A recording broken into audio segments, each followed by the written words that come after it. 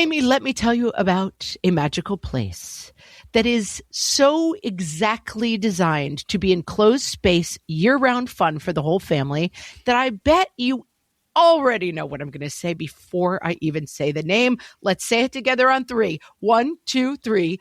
Great Wolf Lodge. You got it, Amy. My kids loved Great Wolf Lodge when we went. You probably already know that it has a huge indoor water park with a wave pool, lazy river, a bunch of massive water slides. But then your pack can hit the other attractions because wait, there's more. Great Wolf Lodge has adventure-packed attractions like Magi Quest, a live-action game kids can play throughout the lodge, plus the Northern Lights Arcade. Spent some quality time there, so your kid who loves the lazy river and your kid who loves fantasy games will both have a great time. Great Wolf Lodge also offers great dining options and complimentary daily events like nightly dance parties, all under one roof. Unpack the car once and you're settled in to have fun. And with 22 lodges across the country, you're always a short drive away from adventure.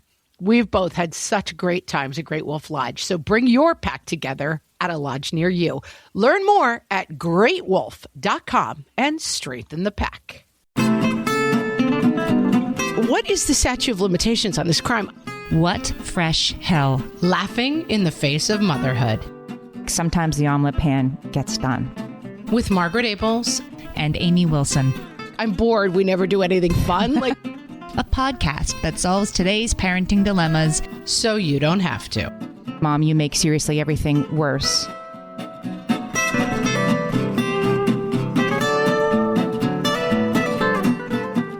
Hello, everyone, and welcome to What Fresh Hell, Laughing in the Face of Motherhood. This is Margaret. And this is Amy. And today we're going to talk about changing the stories we tell ourselves, which we talk about kind of a fair amount, but I thought time to really circle this. You know what I mean? Yeah. With the red pen. Yeah, let's dig in. Deep dive. Let's dig in. This idea came from a listener via mailbag. Should we start with mailbag? Always. Oh, yes. Wait a minute. Time for mailbag. Wait. Check the mailbag. Or whenever we have one. Not always. Right. Well, we do. This week, Hadley sent us an Instagram message. She listened to We Caught Our Spouses Being Awesome. We'll link to that one in the show notes. And she wrote in to say, you guys are the best. This is a feel good, Margaret. Get ready. You guys are the best. Oh, I'm ready. I'm soaking in it. Hadley says, it feels good to listen to you and the listeners share their frustrations. It makes me feel less alone and more heard and seen. But Margaret's whole watch your story thing is such good advice. This episode shows you gals really want us happy and healthy. I adore you. So smart, so funny, such good moms. Thank you, Hadley. Huge if true, Amy. I love it. Yeah, huge if true. I love the name Hadley, first of all. Love it. And I really appreciate the feedback. That gave me my feel goods, my good feels for the morning. I was just thinking about this. I just took my kids on our first overseas vacation. We went for 6 days. This is what happened. We were looking at camps for our kids, and camps are, maybe it's just New York, but they're so expensive. I now have 3 kids, and it was going to be like ninja training. It wasn't like, I don't know. It wasn't like practical skills or learning something. It was just, I don't know, silly camp. It was like go goof around with peers. Yeah. Yeah, like $1,000 a week. And I kept saying to my husband, we could take our kids to France for how much we're spending on this. And then finally, after 6 days of saying it, I said, let's just bail on all the rest of our summer plans and do 1 week in France. And so we went to Paris for 3 days and London for 3 days with my 3 kids. And I found myself, as I started crazy planning this trip, as my kids' first time out of the country. And oh my gosh, it was going to be amazing. And one of my kids is studying French. That this story started to become, this will be the world's most perfect trip ever to France. It was expensive. There was a lot of pressure on it. And it was such a good watch my story because many people gave me the good advice. You may have been one of them, to say, just the fact you're there is a win.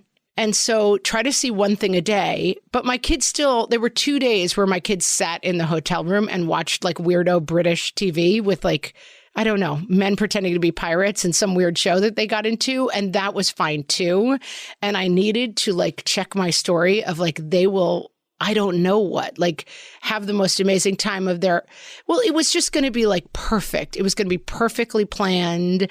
It was going to be completely different than our regular lives. They weren't, of course, going to spend any time on screens. We were going to make the most of every minute. And in fact, so here's the perfect example. We're on the double-decker tour bus taking the tour around Paris where you see all the sights. We're driving down the Champs-Élysées coming up to the Arc de Triomphe, the famous like site as you come up the street. And my kids look out the side and they realize there's a Stranger Things store on the Champs-Élysées. It's like a pop-up store that sells Stranger Things merchandise. I believe there was one in New York City. I was going to say about 40 minutes. Readily available, yeah, in the United States on the internet. Right. We had randomly hooked up with friends who were also there. So my kids, it was 5 of us, my 3 kids and their 2 friends. And they went insane. And all they cared about in the world was the Stranger Things store. But my story was like, we are here to see France. So I said, minute for minute, this must be the most meaningful week we've ever had. And like, of course, we're not going to the Stranger Things store because we are here. Even French. To learn about France and to like behold the Mona Lisa in all of its glory, right? And luckily, my husband and my friend who had run into were like, let's let them go. So we get off the bus heading for the Arc de Triomphe. And instead, we're now standing in a 1-hour line to get into the Stranger Things store to buy very expensive Stranger Things merchandise, which has nothing to do with France. And I will say, my kids had the time of their lives. They were so excited. They loved it. And it involved changing my story about what the perfect vacation looked like, because they do talk about that. Like when we're like, we now have to say, what's your favorite thing we did on vacation that wasn't the Stranger Things store? Because that was their favorite part. And for me, that's wrong, right? That's not right. That's not what we went for. But we randomly ran into friends of theirs and went to this store that was like, they had recreations of all the scenes. I've never even watched Stranger Things. And they just were super into it and they loved it. And it made the entire experience memorable and great. But my story would have been, we shouldn't go. If you stayed on your story of minute for minute, this must be the most meaningful thing that's ever happened, then you would have had a fight with your kids in order to try to create something better. You would have ended up creating something less good. Yeah. And I legit wouldn't have let them go because I would have said, who needs to go to the Stranger Things store? We're in Paris. We're supposed to be looking at Paris stuff. And that would have been the wrong instinct. My story was leading me astray. I wanted to break down like the stories we tell ourselves. I feel like we throw this around a lot, but like, what does it mean actually, right? Like, what do we mean when we say story? Like, what do we mean when we tell ourselves? Like, what is this all about? So I got some good biological imperative stuff for you. This is... Oh, lay it on me, Amy. This is a story I like to tell myself, that there's biological imperative for stuff. So a story, like... I believe that story is true. A story, we can just say a story is or events that haven't happened or haven't happened yet, but they could. So before you went to France, you were like, this is how France is going to go. That was a story you were telling yourself, right? Like berets and baguettes and a new appreciation of the finer things. That was how France was going to go. And then when it departs from the narrative, you get concerned. So yes, this writer, Carl Alviani, I'll put the link in the show notes. He wrote a really fascinating sort of breakdown of why he argues that stories, our instinct for stories as humans, is a biological imperative. Okay. And it's because of this. He says, I'm going to quote him here. He says, humans don't have sharp fangs or thick hides or blinding speed. Our evolutionary advantage has always been our ability to solve problems, and in particular, our ability to solve problems as a group, to cooperate creatively at a large scale. So in order for us to survive as a group, we have to make the individual want to behave in a way that benefits the entire group. So we have to agree as a group on what our story is. We all have to be moving towards the same thing. You can't be like trying to kill a lion over there and I'm trying to kill a lion over here. We have to together kill the same lion because it matters. So we have to agree. So that's where stories come in. You have to see that your neighbor's welfare is tied up with your own welfare and that we are contributing to something together. So that's why we make stories. They help us survive. Got it. They stick us together, right? So a story, he says, links an idea to your ego and it makes it sticky. So you'll remember its lessons. Like a good story is sticky. A good story, you'll carry it with you. Like, don't fly too close to the sun or whatever the story is. So you remember the lesson.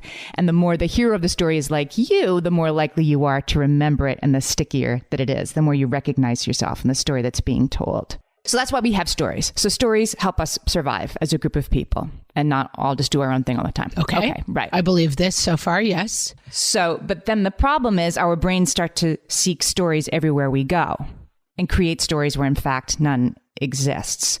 Yes, this makes sense. Yeah, it's a little bit less applicable to France has to be perfect than I'm the only one who ever does anything around here, right? Like that kind of story, right? Our brains are wired for story.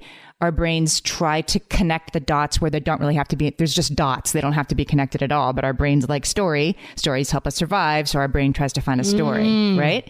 Okay, this is super interesting. Yep. So there's another guy named Kendall Haven. I'll link to his stuff as well. He studies the science of storytelling. And he says that in order for what's happening around us to make sense to our brains, we will make up stories.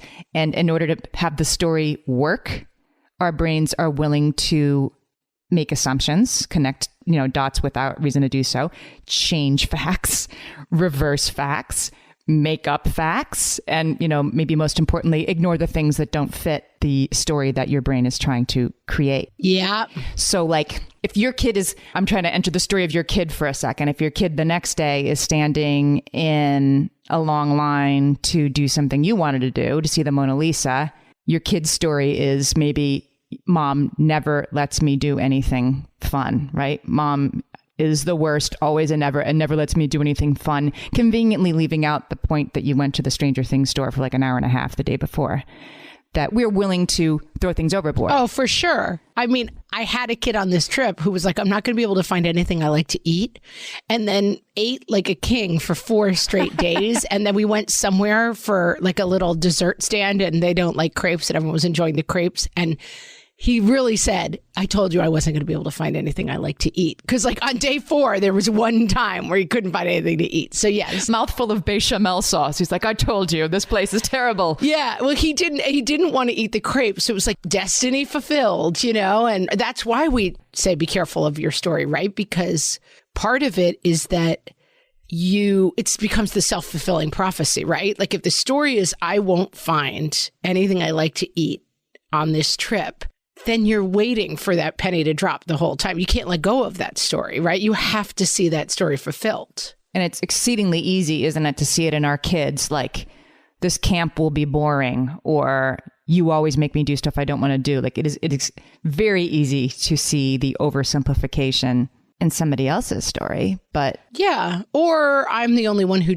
knows how to load the dishwasher, or I'm the only one who does anything around here in our own stories. There's a story I'm thinking of, like my husband's story is he dries the dishes. He's getting better at doing the dishes. Like sometimes the omelet pan gets done, guys. Was it the national shaming that he's received on our social media feeds? Yes. I recommend starting a podcast, having it run for 5-6 years, and then enough people will come up to you and be like, so what's the deal with that omelet pan? Yeah. And it'll affect change. Yeah. Why can't you just clean the omelet pan? All right. Huge. You've got a new plan for us all. So the story has moved slightly from leaving an omelet pan to soak for later is the best way to clean an omelet pan, which I disagree with that story. It's moved to, sure, now that the kids are all home over the summer and we're kind of, cooking dinner on weeknights and kind of hanging out, there's a little bit less of a frantic pace. So people are participating in the meal prep and in the cleanup a little more than usual. But anyway, the new story I've noticed is that you can dry everything, but then it all has to be left on the counter, every pot, pan, colander, and, weird spoon, because you know where it goes and I don't, right? Like only mom knows where this stuff goes. So it all just has to be left out on the counter until there's like nowhere to put anything because everything is out on the counter. Okay, I have a curious question for you. This is said with no judgment, but I want to know your truth. Is it true that you would normally complain that things were put away incorrectly, or is it 100% just like they're like, oh, mom knows where to do it? That's a total falsehood. I swear to God, it is number 2. I was like, what do you mean? Like the pots and pans go like, well, I don't know where they go. I'm like, you open a drawer, see if there might be some other pans in there, and then just shove them in there. Like, I am very detached from what goes where. So their story is wrong. Okay. Yes. You might think, right, that I am like, lids go here, organized by size and type. No, I'm really not. And okay. So it really is just that they're like, I'm done. Right. My husband and I have this, and I'm much more at fault than he is. laundry is done when the clothes are folded and put away. Like that's our problem is always like, oh, the laundry's done because it's dry in the dryer. It's like, whoa, that's not done. Right. That's like there's like 4 steps left. Yeah. 45% of the way there. Yeah. Yeah. It's not even the halfway point. But I don't know how to fold the towels. Like, you know how to fold the towels. Like, no, but that doesn't mean no, you can't fold the towels or they can't. Right. We're kind of moving to that now. Like, I'll participate some, but then really only you know how to do it.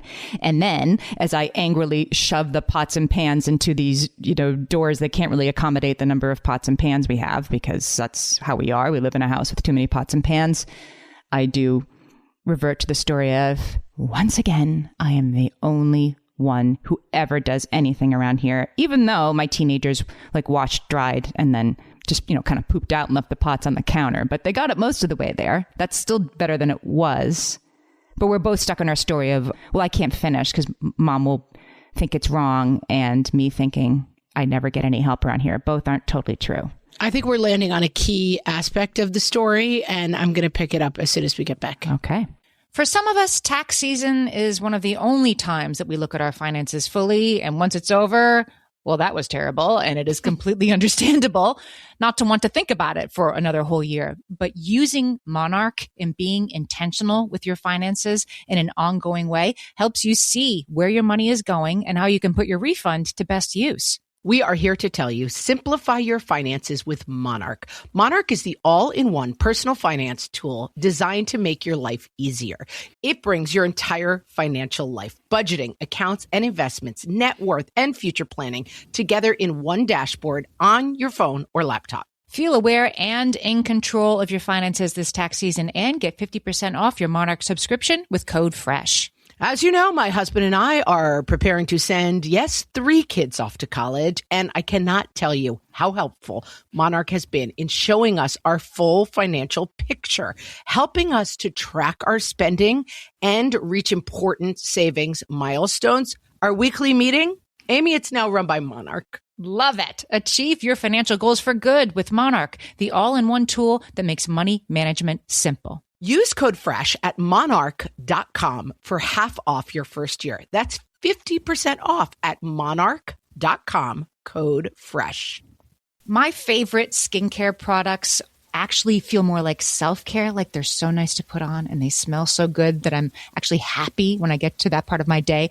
And I swear that is how I feel about Osea's anti-aging body balm. Amy, you are usually the lotions and potions queen on this podcast, but I have to say, hard agree. Osea's anti-aging body balm is a liquid silk body balm that combines the lasting hydration of a lotion with the firming power of a serum, leaving skin smoother and firmer. This body balm is clinically tested and designed to deliver visible results you can see and feel. So we've gotten to use this product for a couple of months now, and I swear I have really noticed firmer and smoother skin, like on the back of my hands. It's like getting a mini spa treatment from head to toe. Get a spring-worthy glow with clean, clinically tested skincare from Osea. And right now, we have a special discount just for our listeners. Get 10% off your first order site-wide with code FRESH at OseaMalibu.com. That's 10% off your first order with code FRESH at OSEAMalibu.com. Talking about, like, this is their point of view, this is my point of view. The thing I think that we insert in story, and my husband is really good about this and has helped me with this, is that we insert motive into our stories about other people. That we assume that other people have an agenda that relates to us that is often bonkers. Okay. Tell me more about this. So my husband leaves his dirty socks on the bathroom floor, not because he took off his socks to take a shower and that's just where he left them and where he's used to leaving them. He took those off to signal to me that he is blind to all the work I do in the household. He took them off directly trying to disrespect me and my role in the house because he no longer sees me as the beloved sexy girlfriend love of his life, he now sees me as like the Irish washerwoman who lives to pick up other people's things and works for everybody in the house. Yeah. I mean, kind of, yes, that is not his intent, but that is the story you tell yourself, that his action had an intent behind it. Yeah. And I do think that we have in a number of discussions on the podcast. We talked to Matthew Frey about him coming from the husband's point of view on this and saying, you know, that his marriage ended because his wife kept saying to him, this is important to me. And him saying, they're just socks. And then eventually she's like, I don't care if they're just socks. I'm leaving you, basically. And I do think it doesn't mean that it's okay for the socks to be there. It doesn't mean that it's not disrespectful for the socks to be there. But I do think that when the story becomes, this is all being done to me out of disrespect, you've got a little bit of a problem with your story. So there's this idea called cognitive mediation. That is what this is all about. So let's dork out on this for a second. So cognitive mediation, this psychologist named Richard Lazarus kind of came up with it in the 20th century.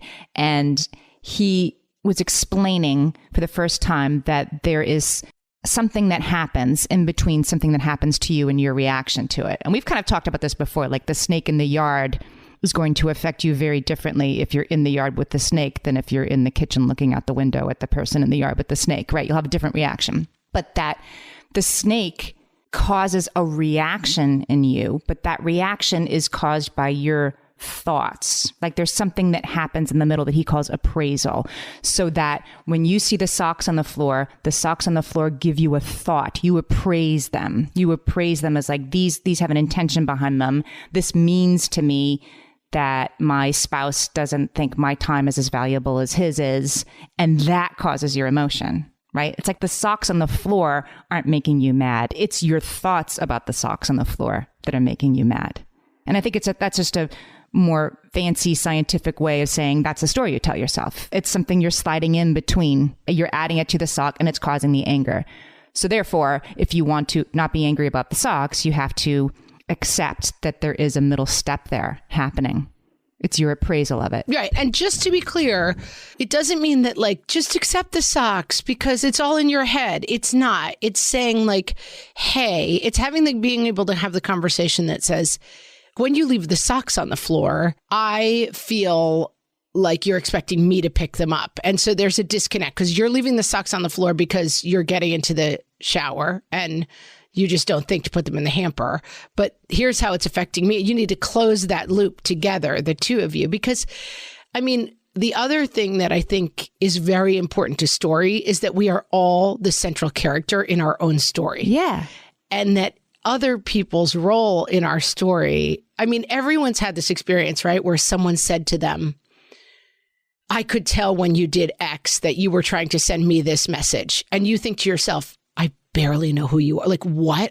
Right. What are you talking about? Like, you have suddenly become the antagonist to a protagonist that you've never even thought about, right? That like someone tells you when you did X, it affected me in this way. And you just think, oh my God. I mean, I was doing X because I had to get my kid to soccer. Right. I was running late. I was thinking about something else. I had had a bad day. Right. The reason I didn't say hi to you was not that I think less of you than other people. Right. I see what you're saying. Right. That like the centrality of ourselves and our own story is often misleading, right? That you see other people as characters in your own story, but other people actually have their own stories going on in which you may not even play a role. You know, you may not even be a character in their story.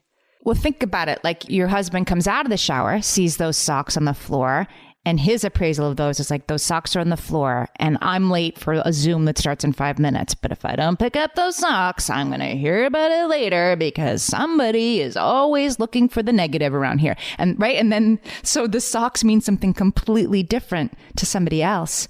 And yes, they're not entirely wrong. Like the Gottman Institute does a lot of marriage counseling. And the thing that they talk about all the time that I have a really hard time with is that two things are true, that in a disagreement between partners, there is 99.9% of the time two valid points of view. Yeah, that's tricky. If it isn't, you shouldn't have stolen money from me. It's usually, it's like, you don't listen to me. Will you do this? Will you do this? That those are two valid points of view, two stories that are being told. Neither is perfectly true, but neither is perfectly false. Right. And that's where we get stuck. Yeah, I think that's exactly right. And I think this has been a revelation of my older years a little bit, the idea of like, my husband talks about in business, right? That like, if you ask, 10 people at a company, like, what does this company need? Like the chauffeur of the company is going to be like, this company needs one thing. It's better cars.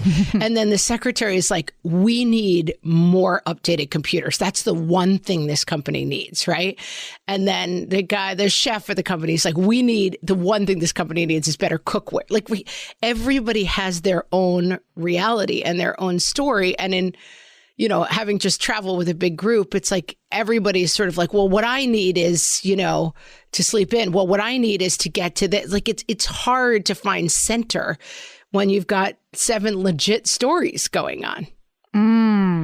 And understanding that you are the baker and someone else is the chauffeur, and that both of your truths are true is so challenging.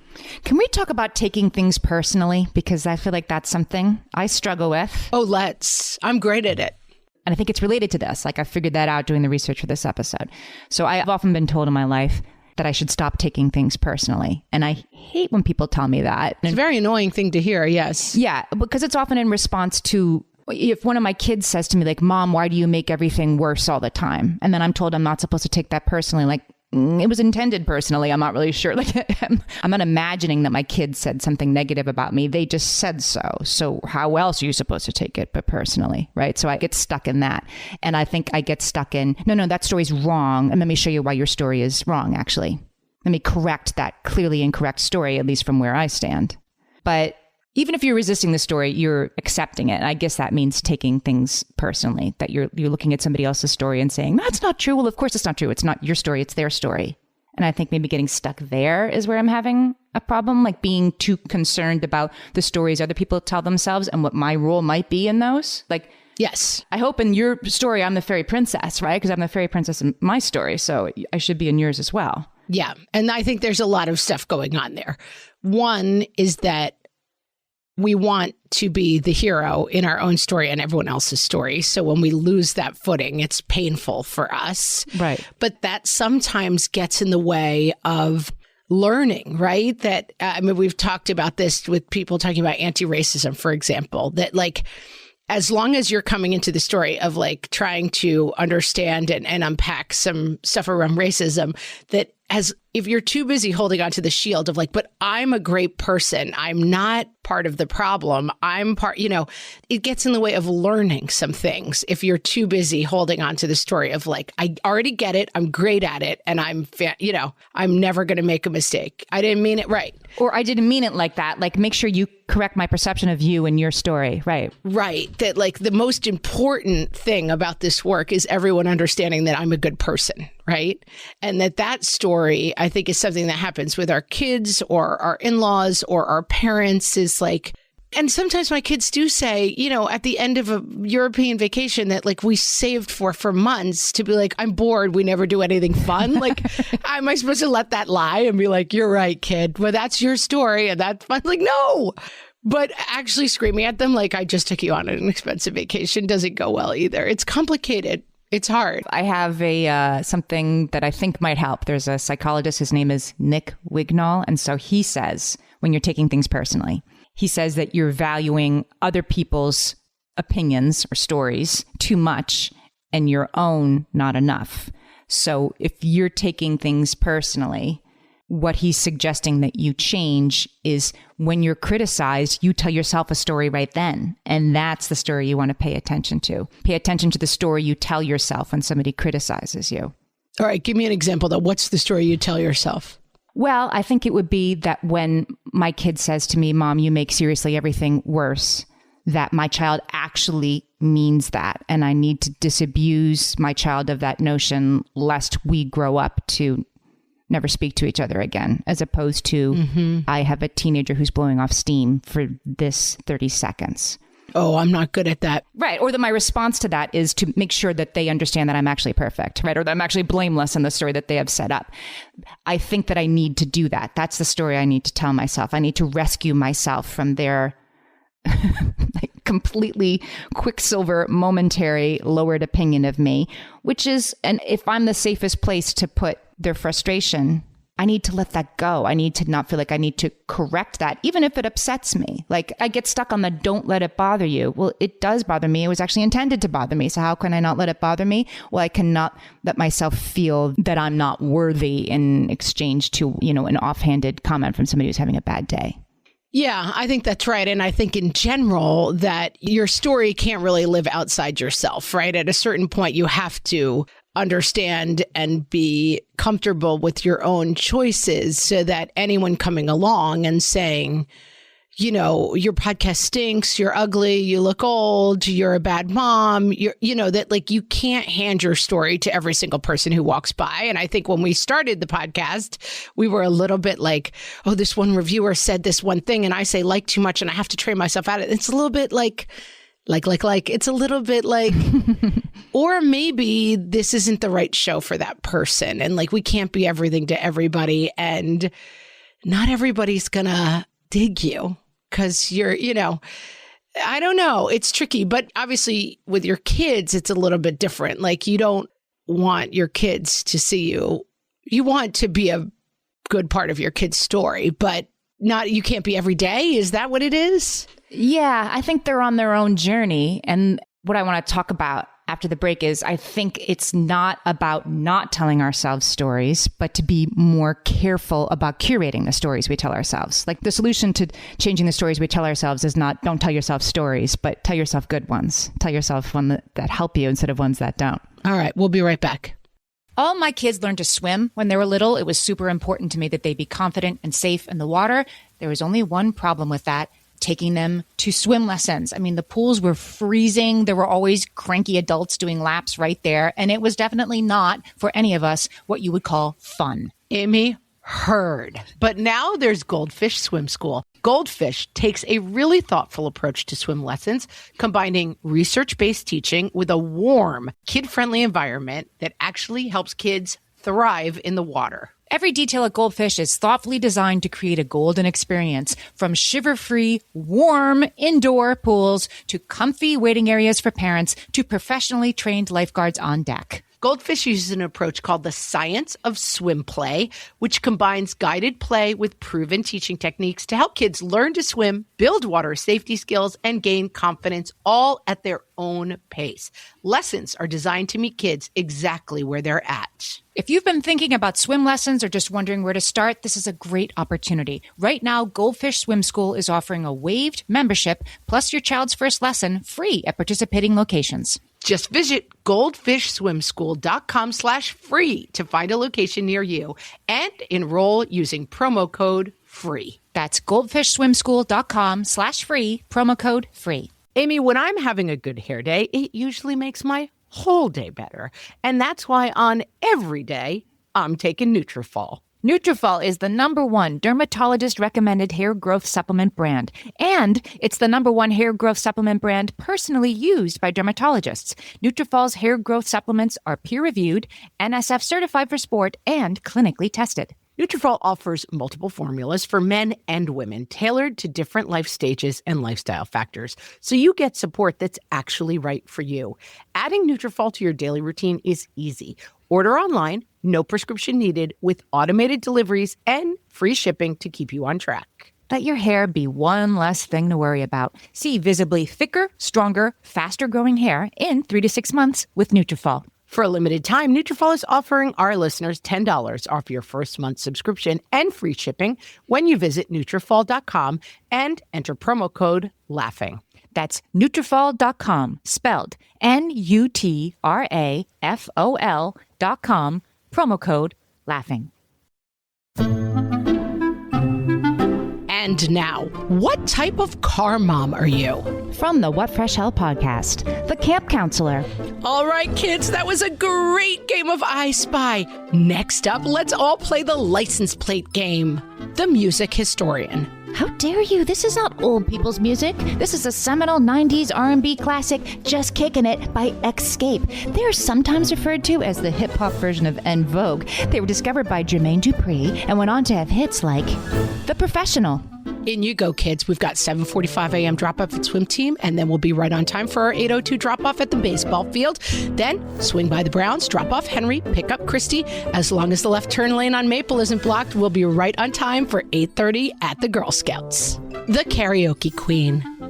Oh my God, kids, here comes the key change. You're here, there's nothing I fear. I believe that my heart will go on. The cars are my time for heartfelt talks, Mom. So listen, guys, how's it going? How are the friendships? Who's feeling peer pressure, huh?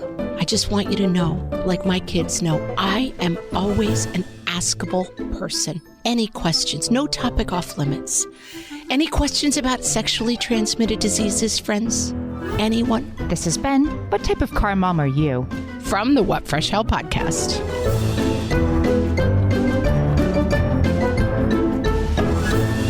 All right, Amy, how are we doing stories? Tell me. We're changing them. This is an Esther Perel idea, but it really blew my mind. I'm like, right, okay. It isn't always understand exactly what's happening as the truth and don't read anything into anything. It's just pick better stories for yourself.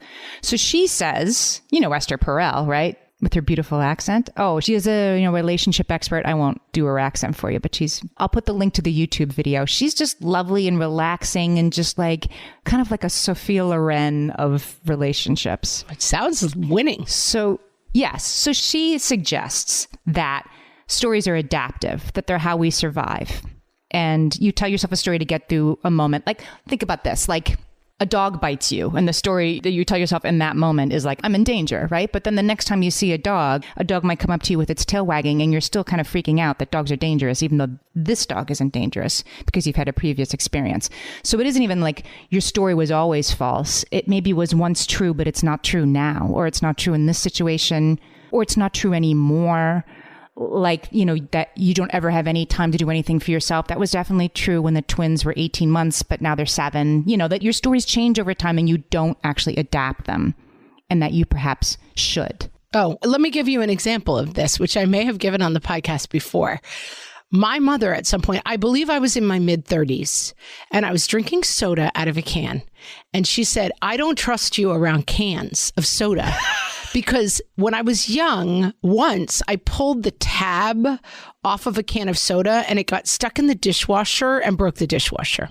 And I said, Mother, what is the statute of limitations on this crime? I believe this happened when I was maybe 12, maybe a teenager, but we're looking at least a 20-year span between the time that I did this crime and that I was no longer being trusted to drink soda.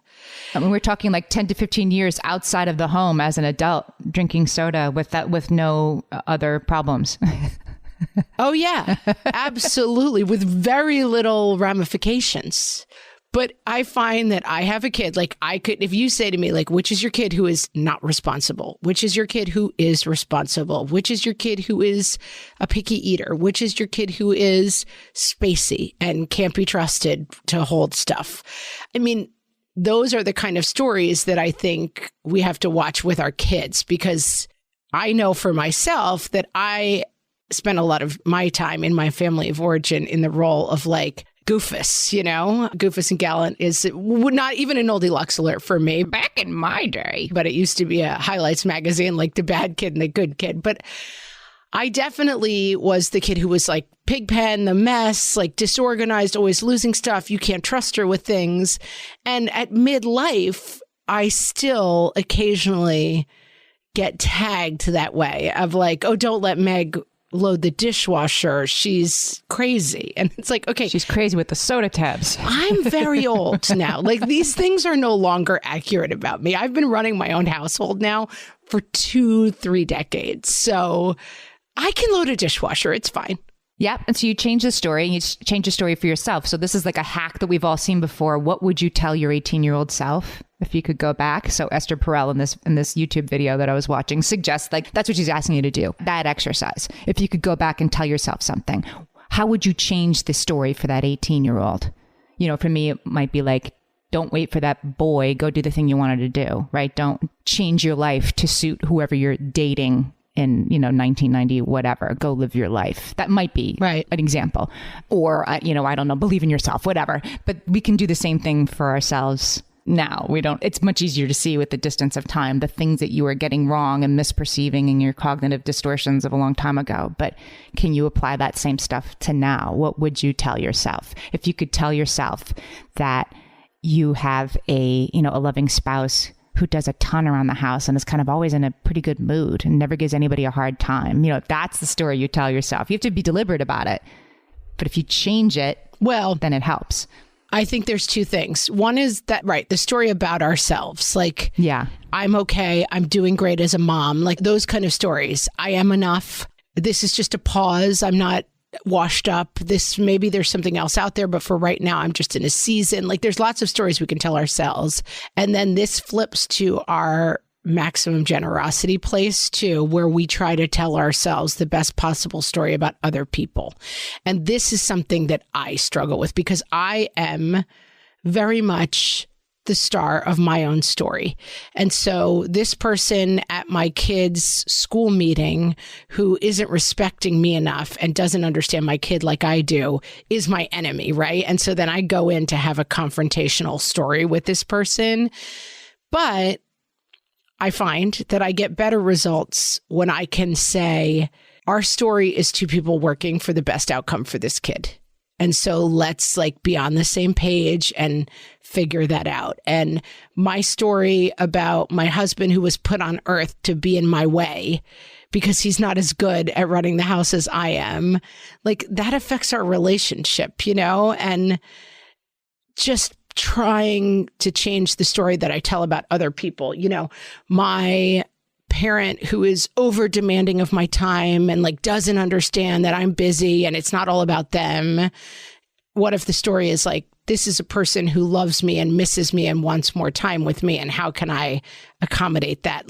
Flipping our stories for ourselves, but also flipping our stories towards other people in our lives. Super challenging, but really important. Yeah. And it's not about being more of a doormat. It's just move through your life with a little more happiness and ease, right? That's the goal. You're not doing this so that you won't be mad that other people take advantage of you. You're doing this so that you feel more happier and peaceful in your daily life because you're not choosing to focus on where you perceive slights.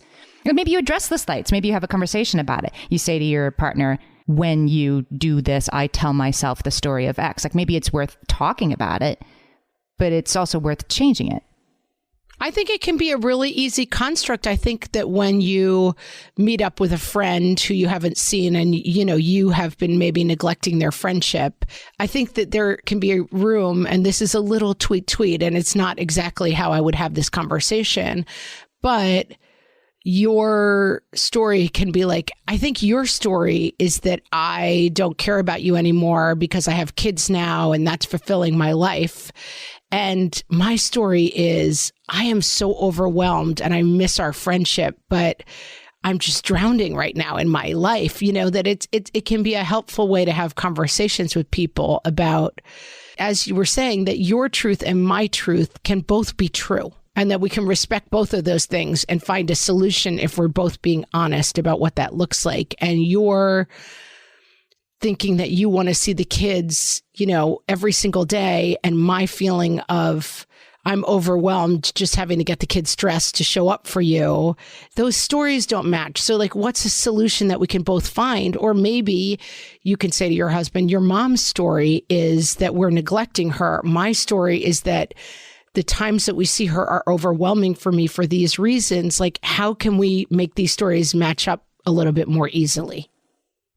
Yeah. And there might be a solution, right? The mom comes to visit you more, whatever, right? Once you sort of address, that makes so much sense to me. And even just telling the mom, it's so great when we get to see you. We value that time so much that you're feeding her story. It makes it easier than just being it's all walls and barricades and sharp sticks pointing outwards and saying we need our own time and these are our boundaries, I mean, these hacks, they do sound maybe a little tweet, but they can work. I was just talking to one of my kids last night. They have a friend who stutters, but only sometimes. It's sort of in certain circumstances and not others. So this person decided to try hypnotherapy. And it was explained to them that this will be a very long process, but we're going to try to rewire your brain. And it had a long conversation, about 45 minutes, of how this was going to work, that it was going to require probably 6 months and maybe 10 minutes right at the end of repeating a mantra while deeply relaxing over and over again. I am a confident communicator. This person had to repeat this like 100 times while under deep relaxation for the first of what were to be, 20, 30 visits.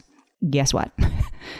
It worked. It worked in one visit. The person hasn't had to go back. And they might have to fix their story again, right? They might have to readdress it or whatever, but just rewiring it worked that quickly in this very concrete case, which I thought was amazing. Yeah, I do think that what you tell yourself, and this is not into the Oprah, the secret manifesting, I don't believe in that stuff, but I do think that what you tell yourself is going to be your reality on some very, very fundamental level. Right. It's changing the stories about what's already happening in your life. Not That's right. I'm going to be a best-selling author and I'm going to manifest it. I mean, do that if you want. But what we're talking about is I'm kind of unhappy. I'm in this, oh my gosh, what does Lynetta Willis call it? Stable misery. Stable misery, yeah. If you're in a little bit of stable misery, there might be a story that you can try to rewrite that just makes you a little happier on your Tuesday. And that's worthwhile. That's right. You're not manifesting a new life. And you're not it doesn't matter that I have, a dread disease because I'm manifesting happiness. It just is small changes of perspective that can make a difference in, as you said, in your Tuesday. Solved it, Amy. Love it. We have a new newsletter. We're going to send it out about once a month. We're not going to be jamming your inbox, but about once a month, we're going to send out links to some of our favorite episodes from the past month, any news as to what Margaret or I might be doing next, news about where you can find us, what we're reading, what we're listening to, what we're watching. And you can go to our website, which is whatfreshhellpodcast.com, and there'll be a little pop-up. You sign up for the newsletter and you'll start getting it. I like news about where we are. I'm at the grocery store or I'm sitting on my couch watching reality TV. It's not that exciting. Not getting your hair colored. Not getting my hair colored. Now, not trying to go to the gym, but not going. That's next up. So yeah, check the newsletter for all those exciting updates, friends. And with that, we will talk to you next time. So long. Thanks for listening.